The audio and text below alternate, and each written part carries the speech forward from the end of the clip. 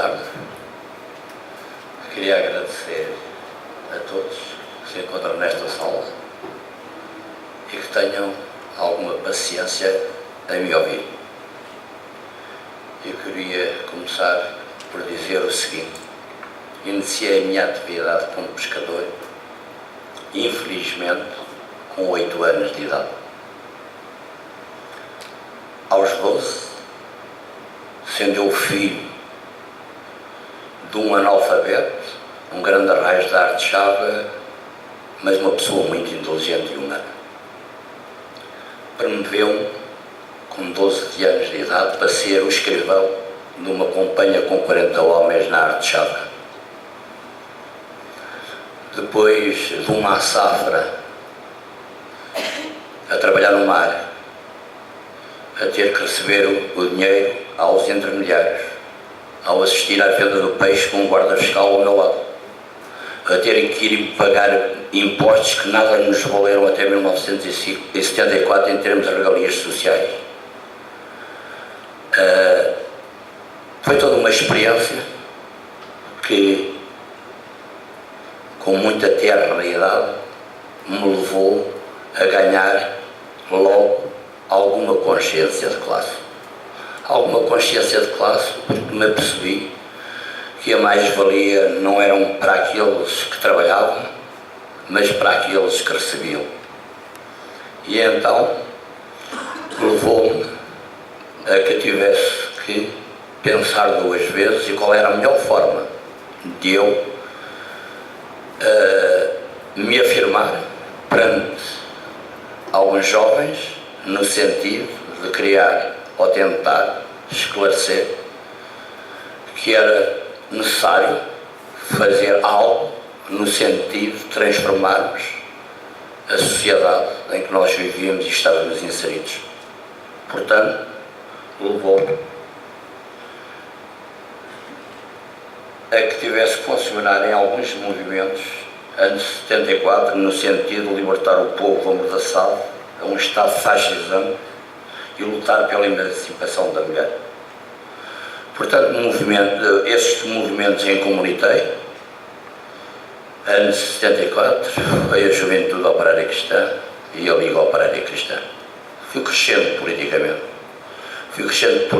e fui entrando em contacto com alguns companheiros e camaradas de outros movimentos, o caso de companheiros meus a da UAR e outros mais tarde que eu conheci, que com a Isabel do Carmo e o Carlos Antunes no PRP. Em 1974, em maio, já com o derrume do Estado fascisante, fui convidado, logo nos primeiros dias de maio, pela Junta de Salvação Nacional,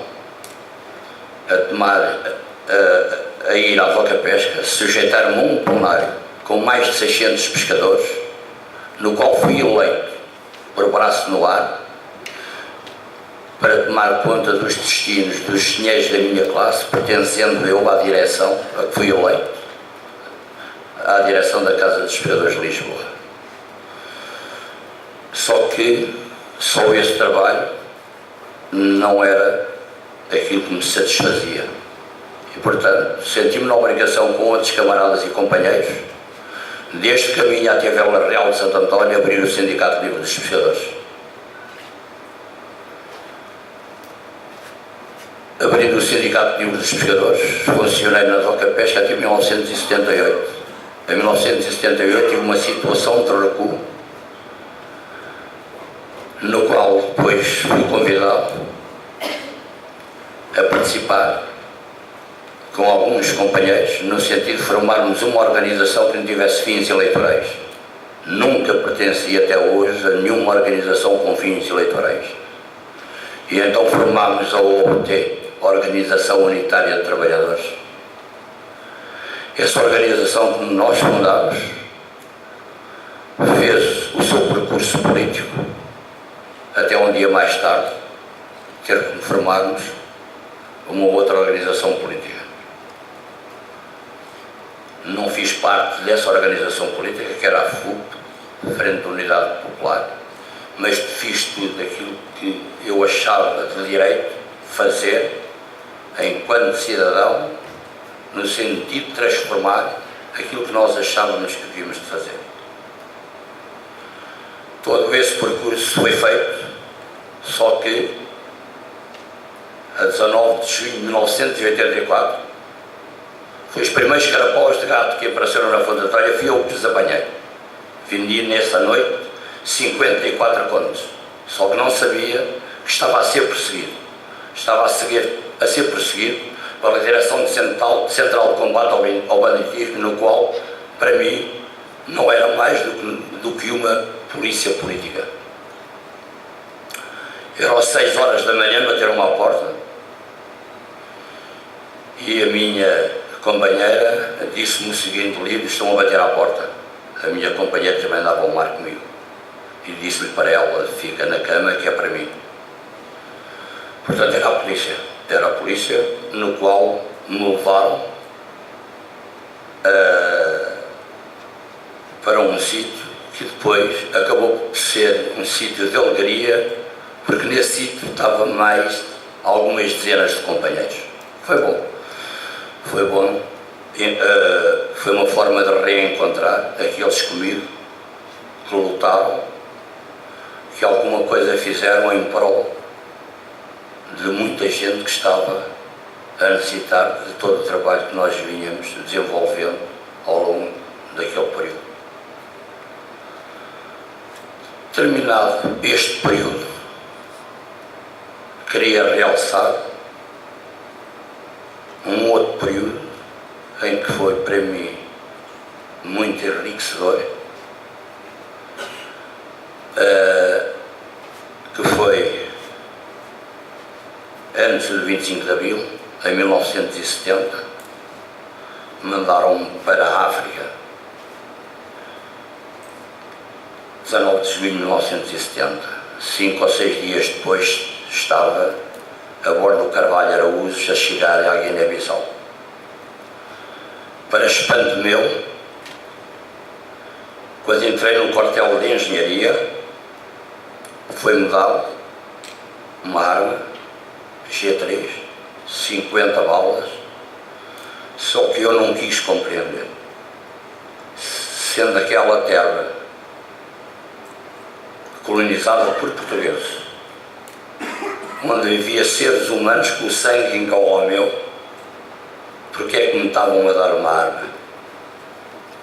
A arma é essa que eu tentei a todo custo recusá-la. Fui mandado para o mato, para Jolandi, tomar conta de uma jangada para transportar viaturas de uma margem para outra, de Jolandi para Bula. Tive um problema grave numa noite, no regresso de uma companhia do mato que trazia 8 mortos e tinha acabado o tempo. Só que essa companhia, quando chegou a Bula, à outra margem do rio onde é que eu me encontrava, já era sol posto. O estatuto militar que eu tinha recusava-me a passar viaturas e militares de uma margem para a outra de noite.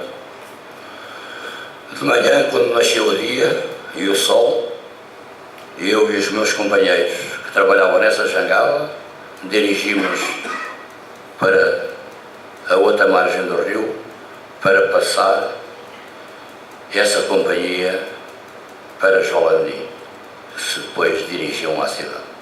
Quase é o meu espanto que me deram ordem de prisão e levaram-me juntamente com a coluna deles militar para o quartel-general de Bissau. Estava eu a pensar que ia ser julgado, só que o estatuto que eu tinha e que fiz fim-capé em dizer que eu estava autorizado por aquilo que a lei me dizia, disse ao próprio oficial da companhia que era ele que me tinha que abrir a porta da cela. E foi ele que me abriu a porta da cela e me pediu desculpa.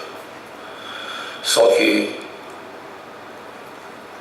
em Jolandi pensei aquilo que mais tarde se fez em Portugal. Foi abrir uma cooperativa de pesca e formar uma organização de produtores. Essa cooperativa de pesca, conjuntamente com os meus companheiros, quando nós íamos para o mar, já sabíamos que o peixe que capturávamos estava vendido. Era uma forma de salvaguardar quem trabalhava no mar. Era aquilo que devia ter feito em Portugal há mais tempo, em todos os esportes de pesca, porque se não fizermos com a venda livre do peixe ao intermediário, nós, pescadores, estamos a vender o peixe a preços irrisórios e quem o consome está a comprá-lo muito caro. Portanto, eu já idealizava isso e consegui concretizar em Jolandim. Mais tarde, no Cais da Areia Branca, pedi ao meu falecido pai que me enviasse uma rede de arrasto para eu pescar no Cais da Areia Branca com os motores e com a gasolina do Estado, no sentido de abrir perspectivas àqueles pescadores que não tinham sequer o mínimo de condições de aprenderem as nossas técnicas que nós utilizávamos na metrópole. Rede essa que, quando eu achei que já tinha ensinado àqueles nativos no Cais da Areia Branca, era uma rede de arrasto de vara, uma rede muito antiga, uma rede tradicional do nosso país, e entreguei a ideia a eles porque eles necessitavam daquela rede. E então tive um outro percurso. E o outro percurso que eu tive na Guiné foi um percurso político. Já levava os ensinamentos que tinha adquirido na metrópole. E então pensei que devia de ajudar aqueles povos no sentido de se libertarem do colonialismo, do obscurantismo e de várias situações que viviam naquela província. E, portanto, conheci no batalhão de engenharia um menino chamado Felisberto, com 14 anos, que me abriu perspectivas para eu poder trabalhar com os negros mais ativos daquele país. Os negros mais ativos daquele país, Guiné-Bissau, onde existiam 38 raças, os mais ativos eram os Walantas. E, portanto, tenho provas documentais no qual consegui arranjar uma viatura para, em Bissau, fazer trabalho político com alguns companheiros do PSC. Entrei no bairro da Ajuda, entrei em Braga, fiz trabalho em Safim, fiz trabalho político em Mansoa, uma zona muito fustigada pela tropa portuguesa. Fiz trabalho em Jolandim, em Bula, em Catió, em Tite, em Bissásima e também em Quinhamel e no Biombo. Vou terminar para dizer o seguinte: tenho testemunhas, a Mónica é uma das testemunhas porque leu essa carta. Senti-me na obrigação, embora nunca deixando de dar ternura, amor, carinho aos meus filhos, fiz tudo para que a minha companheira, que sofreu durante 10 anos com problema cancerígeno, no qual tudo fiz para que tivesse ainda alguma qualidade até ao desaparecimento da terra. Escrevi aos meus filhos para uma carta. Essa carta chamava-se Pai Ausente, para dizer o quê? O meu pai nunca usou sapatos, usou tamancos. A minha mãe um lenço e umas tamancas, para que os meus filhos tivessem condições hoje para calçarem uns ténis de marca. Foi essa a razão porque escrevi essa carta e dei-lhe o título de Pai Ausente. Dei-lhe esse título de Pai Ausente porque, para mim, em primeiro lugar estão os revolucionários, em primeiro lugar está a Revolução, em segundo lugar os revolucionários, e só em terceiro lugar é que está a minha família direta. Obrigado por me terem ouvido.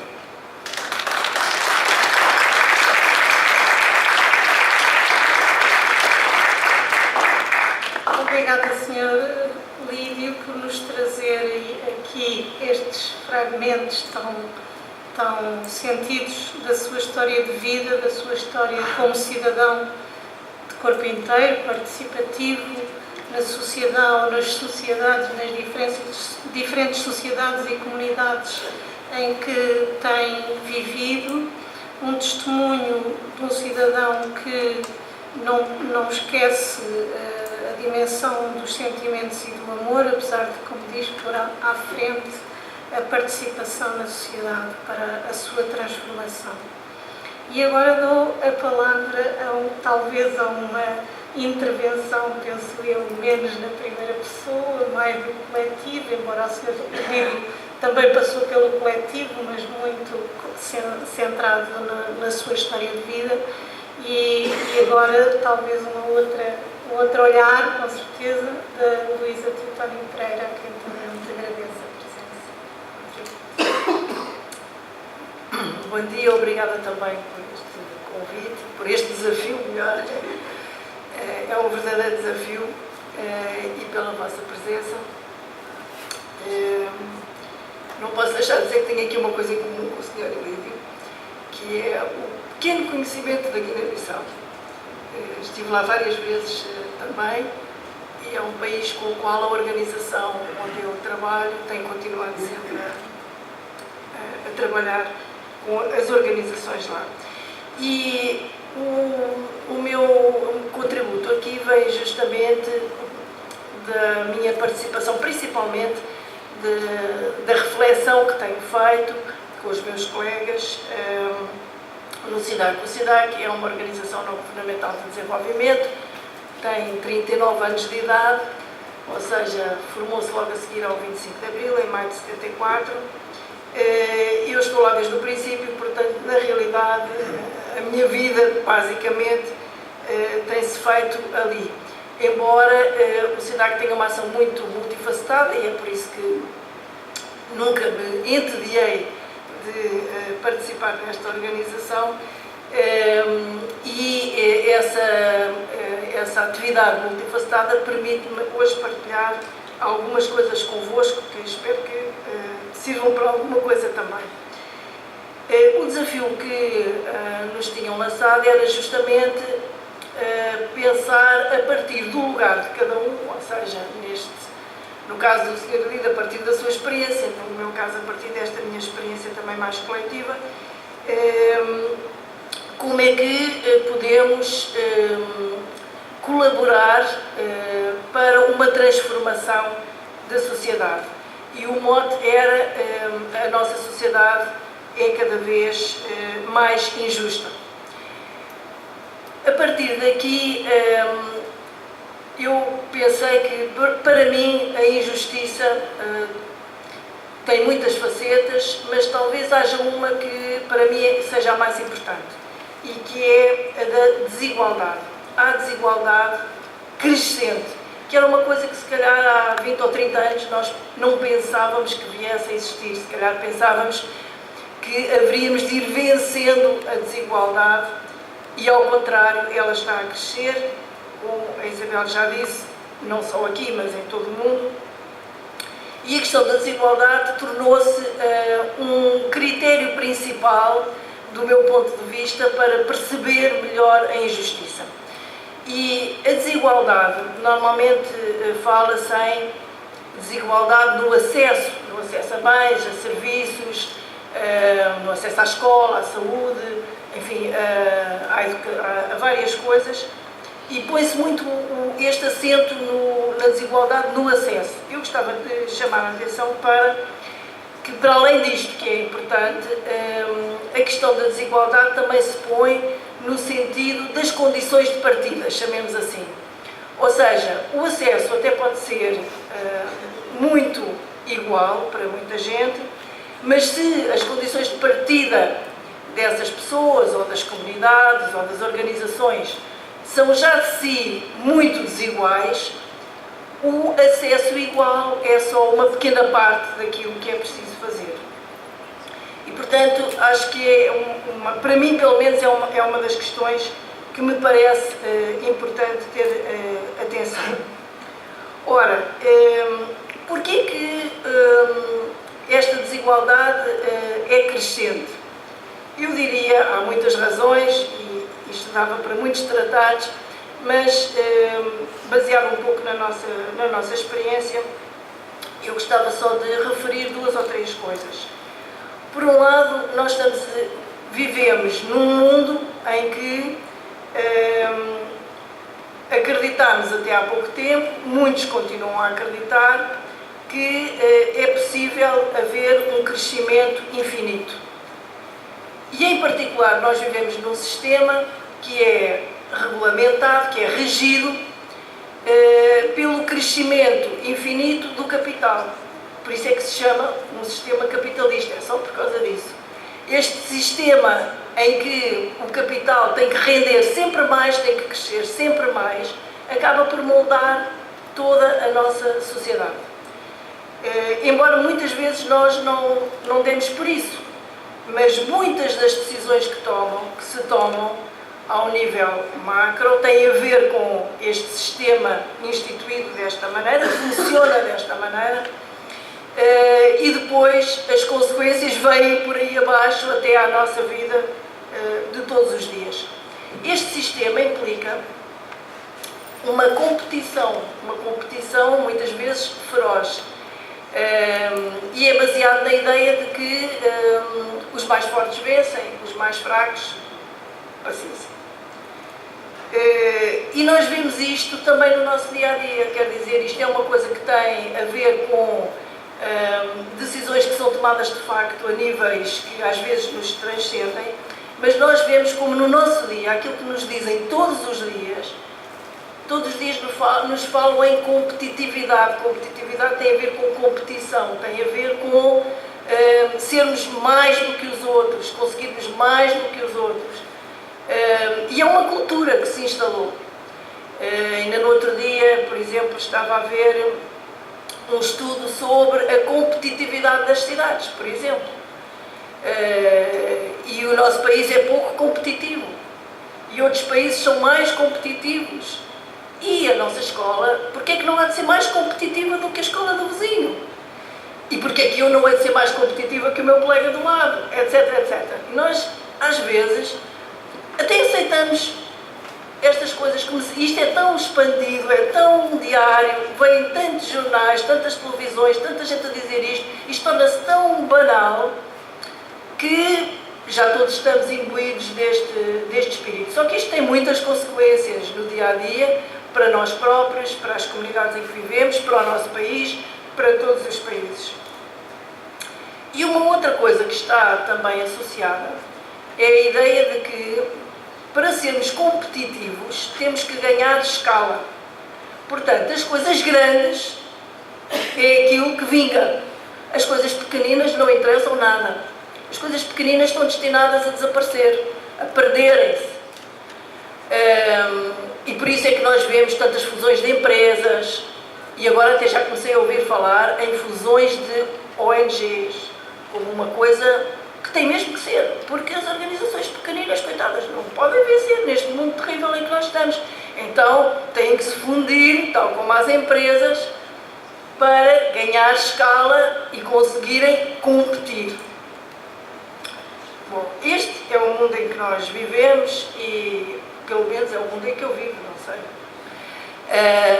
E tudo à minha volta está cheio destes apelos a nos tornarmos mais competitivos e maiores.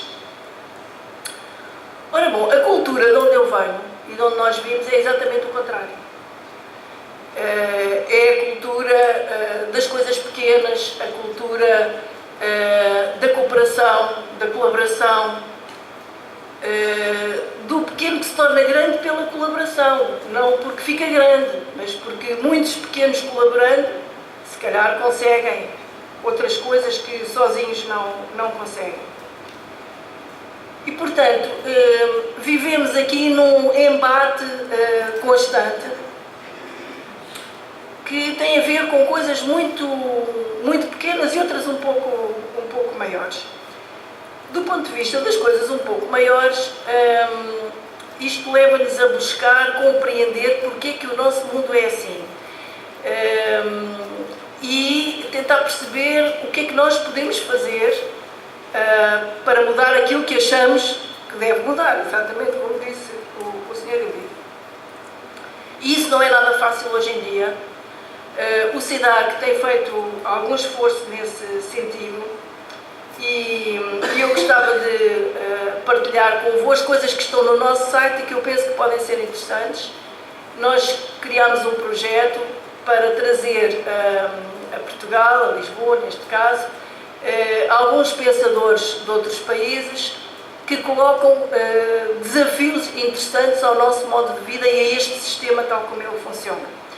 E podem ver no nosso site intervenções do professor Serge Latouche, que tem trabalhado sobre a questão do decrescimento, ou seja, sobre a ideia de que não é possível um crescimento infinito de tudo e, portanto, é preciso pensarmos que algumas coisas têm que voltar para trás, no sentido de não crescerem sempre. É claro que há coisas que têm que crescer, não é? Ele, por exemplo, diz que nós devemos ter uma vida baseada na felicidade. A felicidade, se calhar, pode crescer infinitamente. Agora, o usufruto dos recursos naturais da Terra, por exemplo, que nos dão tantos bens materiais, se calhar esses são mesmo finitos e é difícil pensar que podem crescer infinitamente. Mesmo com a ajuda da ciência, há muitos que dizem que a ciência vai resolver esse problema. Tenho as minhas dúvidas.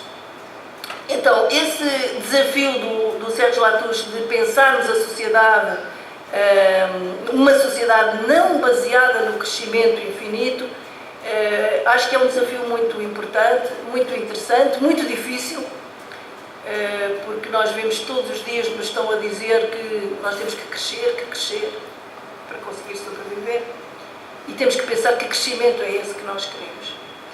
O outro foi o professor Emanuel Wallerstein, que tem feito um trabalho sobre a questão do sistema justamente em que nós vivemos e tem uma tese que diz que estamos numa época de mudança de sistema, um sistema que, do ponto de vista dele, tem 500 anos, pelo menos. E, portanto, nós estamos aqui num ponto de charneira em que este sistema que tem 500 anos está a desabar, está a esboroar-se e alguma coisa vai nascer daqui e ninguém sabe o que é que vai ser. E então, enquanto cidadãos, nós teremos talvez uma responsabilidade especial nesta época histórica que nos foi dado viver, em contribuir para que o sistema que vem a seguir, que ninguém sabe qual é, seja um sistema mais justo, por exemplo. O que não é líquido. E, finalmente, um investigador que se chama David Soggy, que é muito menos conhecido, mas que colocou também um desafio interessante, que é pensarmos a cooperação para o desenvolvimento, a cooperação a nível internacional, não como uma caridade ou uma esmola, ou como uma obrigação, os mais ricos têm que dar alguma coisa aos mais pobres, que na realidade tem criado um mercado da cooperação, mas como no futuro, se quisermos ir por aí, como uma justa redistribuição dos recursos a nível mundial. No fundo é uma espécie de criar um sistema como o do Estado Social, tal como ele é vivido, pelo menos em parte na Europa, de redistribuição dos recursos pelos cidadãos, de forma equitativa, pensar a cooperação nesse sistema, a nível mundial. Portanto, são desafios muito interessantes e aproveito para dizer que em novembro estará cá um outro economista e professor, Alberto Acosta, que foi candidato derrotadíssimo às últimas presidenciais na Costa Rica, e que tem trabalhado sobre uma proposta indígena secular dos países da América Latina, de ideia de desenvolvimento, e que agora está a vir ao de cima, e que na América Latina, em língua espanhola se chama, ou em língua castelhana se chama o Buen Vivir.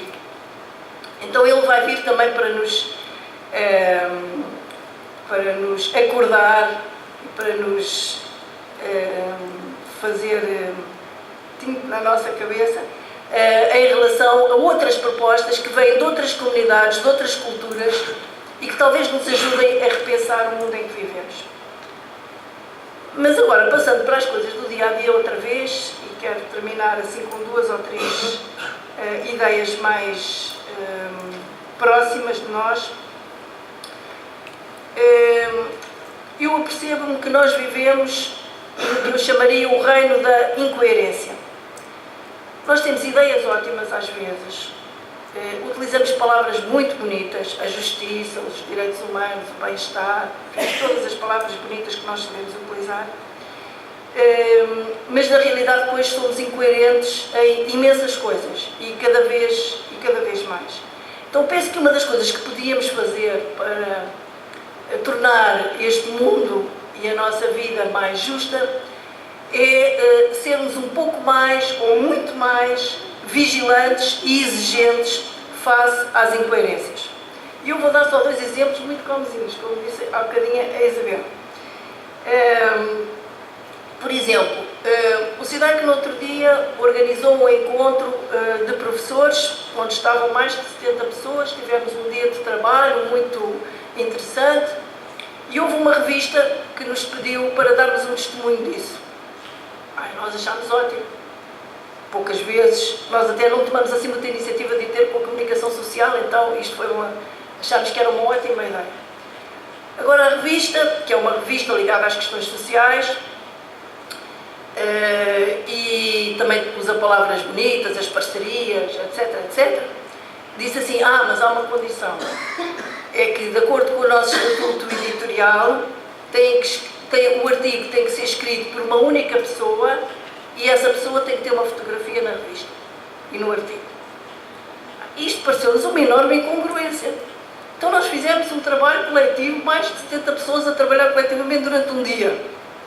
A revista trata de assuntos sociais, fala em parceria em todas as páginas e no fim diz, a condição é um artigo escrito por uma pessoa com uma fotografia dessa pessoa. Nós dissemos, não. Vejam lá se não arranjam outro estatuto editorial ou se não arranjam um outro cantinho, uma outra interpretação do estatuto editorial, porque de facto isso parece-nos uma enorme incoerência. Podíamos ter deixado passar, podíamos dizer assim, olha, ainda bem que há uma oportunidade e vamos lá aproveitar esta oportunidade. Isto é uma coisa que não vale nada. Só que estes dilemas acontecem-nos todos os dias, acho eu. E muitas vezes o que acontece é que nós vamos deixando passar. Por causa disto, por causa daquilo, mais vale isto do que aquilo. E então vamos reforçando coletivamente esta cultura da incoerência. Depois nós vivemos também no que eu chamaria o reino do simulacro. Falamos de coisas, utilizamos umas palavras, mas elas no fundo querem dizer outra coisa. Ontem achei graça, estava um artigo no Público de um economista chamado João Rodrigues, a quem o Público tinha colocado o desafio de fazer uma reflexão sobre o legado do ex-ministro Vítor Gaspar. E ele escreveu uma coisa interessante, ele escreveu, eu posso resumir este legado nas seguintes palavras: a arte de, com a verdade, enganar os portugueses. Ora, aqui está uma arte que nós praticamos todos os dias.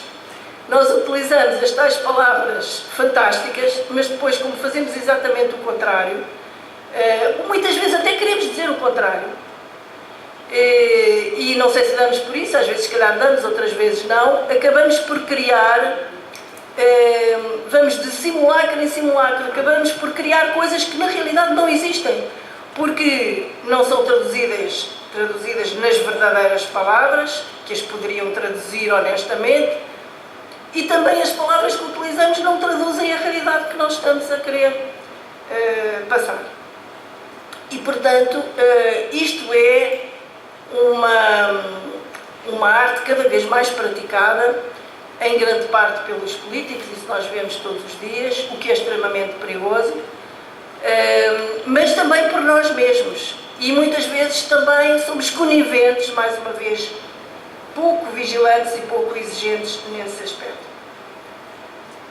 E, finalmente, nós vivemos também no reino da fragmentação, ou seja,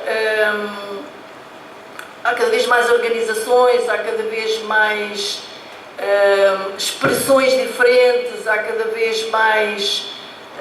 isso tem as suas vantagens, não estou, neste caso, a criticar.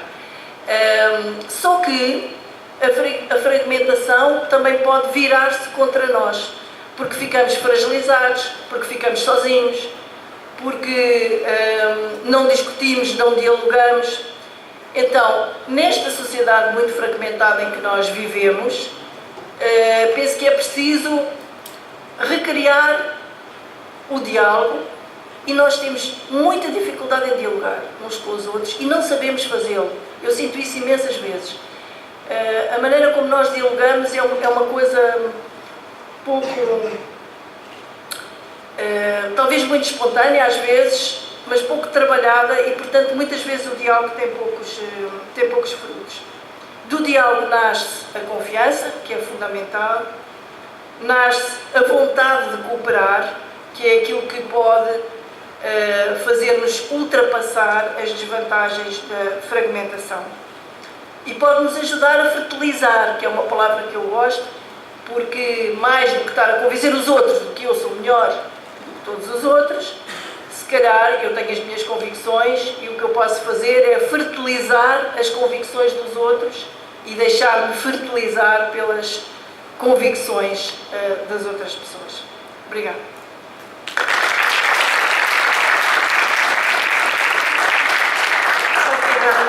Luísa, por este contributo para a nossa reflexão, que pôs muito ênfase no global, mas no particular, nos conflitos, dilemas e tensões que a participação e a vontade de mudar nos coloca, mas também deu algumas pistas de reflexão para semear as nossas vidas com novas perspectivas e novas vontades de nos congregarmos. E agora passo a palavra ao João Queiroz. Penso que vai fertilizar esta reflexão com uma perspectiva mais local desta problemática dos movimentos sociais e políticos educativos, mais numa perspectiva local. Vamos lá ver se é isso. Obrigado, bom dia. Antes de mais, agradecer o convite interessado à Fundação HQM Portugal para estarmos aqui hoje neste encontro da Associação Portuguesa da Complexidade Sistémica, em parceria com o Instituto de Educação da Universidade de Lisboa, no âmbito do projeto das Fronteiras Urbanas. O título da minha comunicação é Espaços Sociais Inclusivos e o tema versará à volta da ideia de escola, desenvolvimento comunitário e participação. Então, cá vai. A Fundação HQM Portugal é uma organização da sociedade civil que coloca a crença nas capacidades do ser humano no centro da sua ação. Na realidade, na dignidade humana que traduz a nossa autorrealização e autossuficiência, enquanto artífice do seu cotidiano, transformador e formador da sua realidade presente e futura. Partilho convosco o mindset, os valores nucleares que conduzem à prática do Programa de Desenvolvimento Comunitário Urbano de Capacidade. São 5. Participação de pessoas em mecanismos e processos de decisão local. Empowerment, e através desta participação, empoderar pessoas. Nós temos um bocadinho de preconceito quanto à palavra empoderar, dar poderes. Um terceiro valor nuclear, a abordagem multissetorial e articulada, porque a integração por vezes é difícil. Portanto, trabalhamos sobretudo, primeiro, a articulação. Quer isto dizer que integramos redes e parcerias ativando recursos locais. E na dinâmica destes 3 primeiros valores nucleares, perseguimos um outro, da sustentabilidade. Portanto, tendo gente nos processos, olhando de uma forma multissetorial e com perspectiva de efetivamente dar poder às pessoas, procuramos a sustentabilidade dos processos nos quais estamos envolvidos. E por fim, e não menos importante, a ideia de longo prazo. É preciso tempo. Trabalhamos em bairros de gestão municipal, bairros construídos no âmbito do SPER, o Programa Especial de Realojamento, ou de cooperativas de habitação. Intervimos territorialmente num bairro. Intervimos territorialmente um bairro, uma zona urbana com comunidades e escolas de bairros sociais da área metropolitana de Lisboa e de outras zonas do país. Incrementamos ações nas áreas do desenvolvimento comunitário urbano, o Programa Capacidade, e da educação. Nesta área em particular, a Fundação HK em Portugal tem experiência relevante na primeira infância.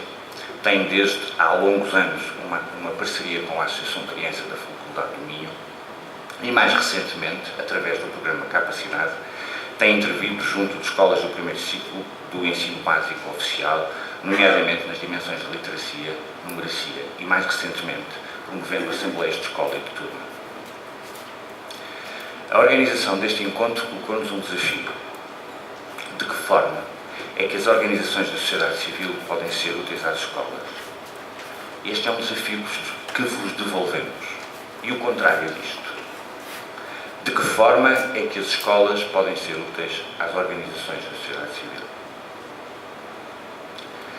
Para que possam entender o objetivo da nossa comunicação, preciso pedir-vos que retenham o seguinte princípio ou conceito: o da participação ativa de pessoas, independentemente da sua idade, do seu género, raça, credo, profissão ou outro rótulo que lhe queiram pôr, em processos locais de desenvolvimento da sua comunidade, isto é, do seu bairro, da sua zona habitacional, da sua escola. Trata-se da participação da população urbana chamada a tomar um lugar nos mecanismos e processos de decisão para o desenvolvimento e envolvimento da sua comunidade. Voltando ao desafio que nos foi colocado, não pretendo aparecer-vos com teses, modelos, práticas, demonstrações, exemplos de e para a promoção da participação. Neste lugar de conhecimento, de reflexão, de aprendizagem, quero antes partilhar mais as questões, as inquietações, do que as certezas ou as bonanças. Presumindo que o público deste encontro seja maioritariamente composto por educadores, estudantes e decisores, gestores, técnicos ligados à educação ou ao desenvolvimento comunitário e social, volto à pergunta: e as escolas, de todos os níveis de ensino, como é que podem ser utilizadas às organizações da sociedade civil? Estão disponíveis para abrir as suas portas às comunidades onde se integram?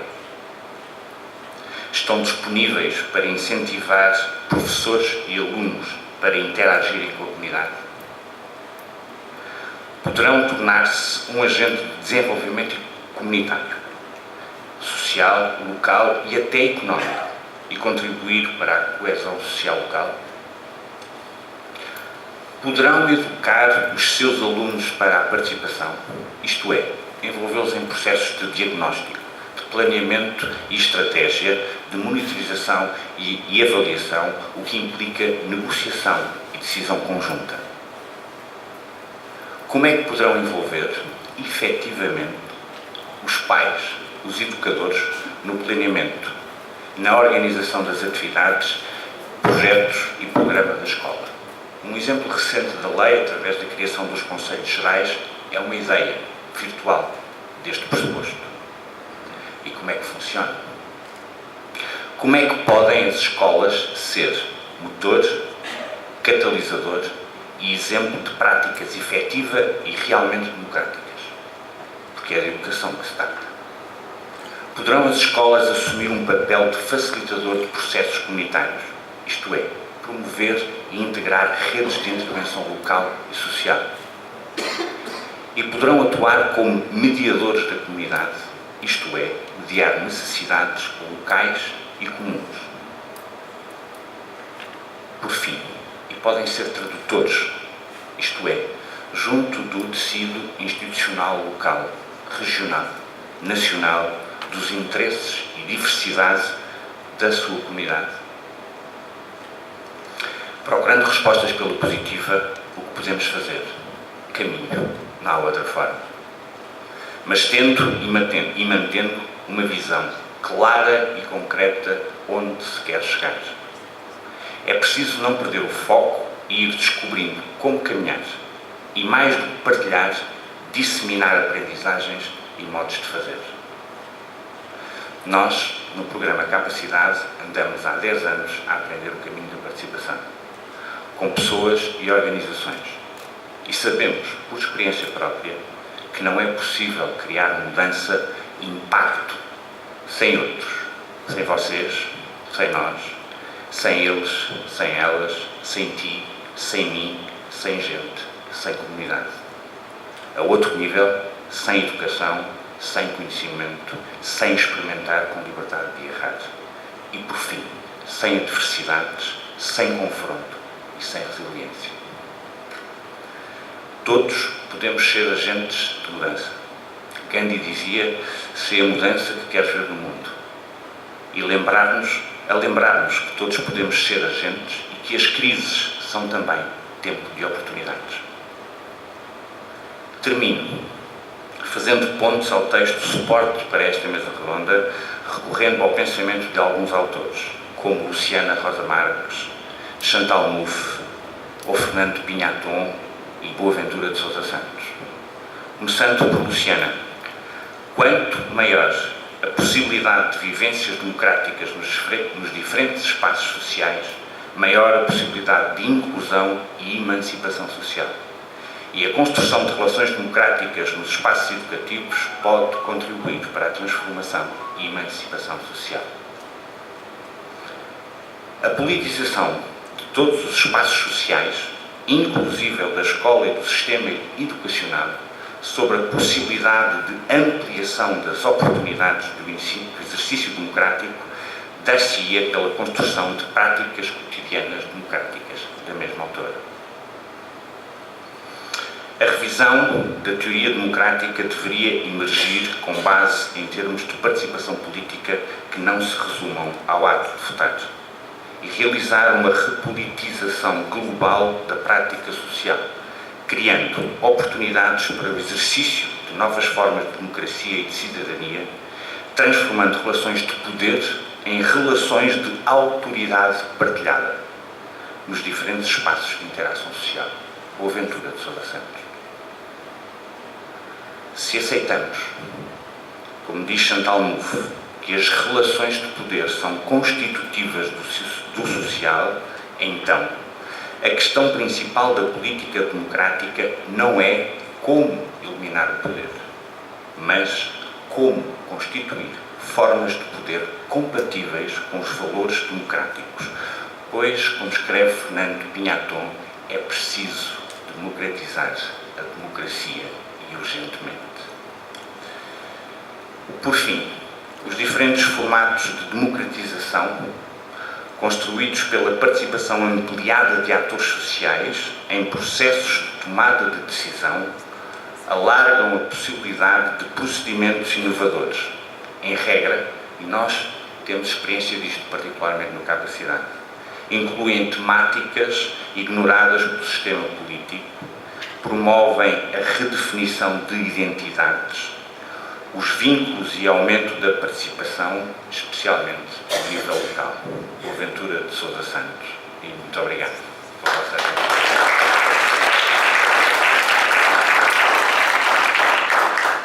Obrigada, João Queiroz, por este contributo que talvez mais focado nas questões que se colocam nesta área sobre a qual estamos aqui a refletir e que estes diversos contributos nos interpelam para os dilemas, as tensões, as inquietações, as dificuldades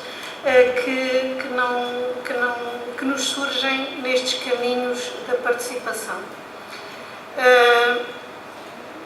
Agora dava a palavra, eu peço desculpa, eu quero que fique um tempo para nós conversarmos todos. Mas dou a palavra ao Tomás Patrocínio, que nos traz talvez uma abordagem um bocadinho mais conceptual desta problemática e depois um tempo, não se vão embora, para conversarmos todos um pouco. Obrigado. Muito bom dia ou boa tarde a todos. Eu queria dizer que para mim é uma honra e um prazer participar neste fórum. Quero felicitar a professora Isabel Freire e a professora Mónica Mesquita, em particular, porque têm muitas razões para estarem satisfeitas, pelo menos com aquilo que assistimos até lá. Também queria saudar todos os membros da mesa e a assistência. E, acima de tudo, saudar, portanto, esta iniciativa que, como já foi sublinhado, traz à Universidade públicos que são diferentes daqueles que são habituais, que têm saberes múltiplos e que são construídos em cotidianos culturais que, sofisticadamente, como alguém diria, fogem ao mainstream, não é? Portanto, são pouco convencionais.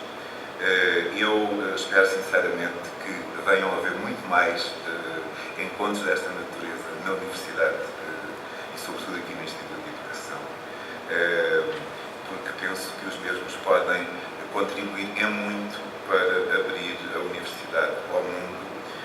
O professor Martins Barata há pouco referiu essa fronteira entre a Universidade e os mundos externos. E é de facto uma das fronteiras que nós temos que ultrapassar. E eu creio que só as fronteiras que nós não quisermos derrubar é que não conseguiremos, portanto, ultrapassar. Eu escolhi, portanto, este tema do ser cidadão do século XXI para a temática desta mesa, porque considero que a cidadania é de facto o paradigma e formativo que, de facto, deve ser adotado na nossa contemporaneidade, quer nas escolas, quer, obviamente, em todos os espaços de formação, formal e informal, que todos os que estamos aqui vivemos. E isto porquê? Porque eu tenho um conceito de cidadania, que já foi aqui sublinhado, que valoriza a democracia da representação, mas que não circunscreve, de facto, à democracia da representação. Que não fica, portanto, pela condição do cidadão que apenas vota de 4 em 4 anos e que é contemplado nas leis como tendo direitos e deveres e que tem um sentido nacional apenas. Já foi aqui referida a Chantal Mouffe, alguém que desenvolve muito interessantemente esta temática da importância da participação e dos poderes que existem em termos democráticos, porque mesmo na democracia há sempre os uns e os outros, como ela diz, ou seja, aqueles que não estão nas maiorias censitárias e nas maiorias políticas. De facto, o que é isto da cidadania? A cidadania é um conceito que nos remete muito mais para a nossa condição do ser do que para as nossas condições jurídicas ou políticas. A cidadania é, de facto, uma vertente constitutiva do humano, é indissociável do ser. Nasce pessoa e cidadão em simultâneo. A pessoalidade e a cidadania não podem ser, de facto, separadas. E nesta visão, o ser tornar-se um cidadão, exercer a cidadania, portanto, não é um privilégio de ninguém, nunca foi, ou melhor, nunca foi historicamente, mas não deverá ser assim. Quer se seja pobre ou rico, homem ou mulher, nacional ou estrangeiro, menor de idade ou maior de idade, é-se um cidadão ao participar-se na coisa pública. A sociedade democrática moderna define-se por ser, de facto, um projeto de inclusão potencialmente universal de todas as pessoas e, portanto, de todos os cidadãos. Temos, portanto, uma visão da cidadania que é muito mais participativa e que tem que ver, de facto, com uma cidadania da emancipação. Vista nesta perspectiva, A cidadania apela ao empowerment, ao empoderamento, como já aqui foi dito, e que está ali naquele cartaz, portanto, como uma das palavras-chave deste encontro.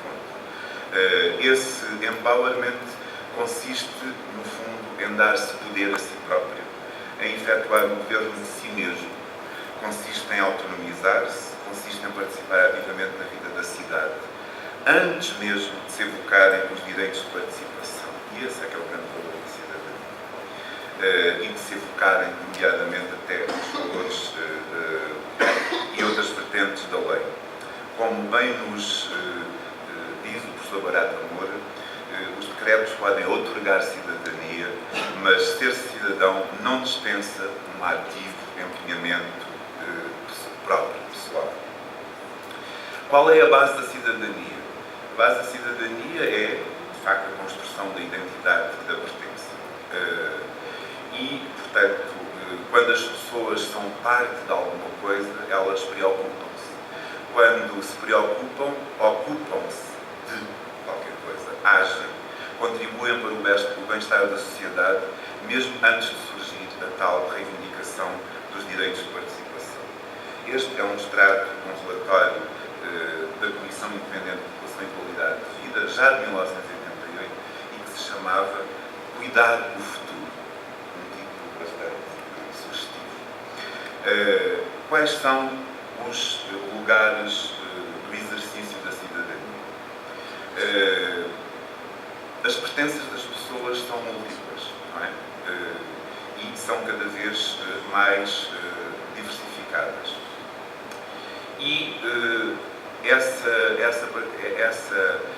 a nossa existência no mundo está numa teia complexa. Nós temos a nossa família, temos o bairro, temos a associação, temos a escola, o clube, a empresa onde trabalhamos, a ONG, a região, o país, o mundo. E isto envolve em participações, portanto, umas vezes são mais privadas, outras vezes são mais públicas, e que são muito diversificadas e até muito diferenciadas. E hoje estão também potenciadas pela existência das novas tecnologias que, no fundo, com muita facilidade, nos permitem mais intervenções e muito mais participações. Nós vivemos, de facto, a era da globalização. A globalização é um processo incontornável. Nunca existiu tanta mobilidade de bens e de pessoas como as que existem agora, com as consequentes interdependências que tudo isso gera, para o bem e para o mal. Mas, de facto, nós não precisamos de uma globalização desumanizante, que é aquela que mais temos assistido. Mas numa globalização que nos dê cada vez mais o sentido de, como diz Morin, de uma terra redonda, de um planeta que seja, de facto, interativo, onde todos os cidadãos contam.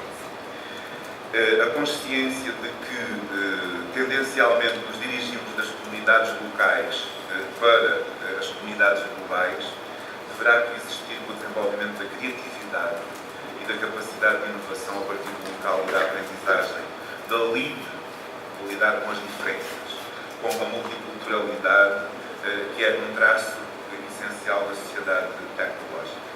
Nós vivemos a época das redes, que nos transporta para esta ideia de cidadão local, que é simultaneamente um cidadão local e global e que vive presencialmente, vive à distância os problemas do mundo.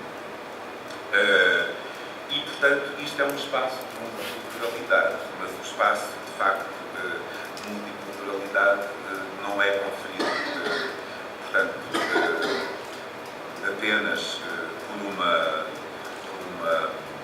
localização no mundo, mas por uma globalidade. Essa multiculturalidade, muitas vezes, é intolerada.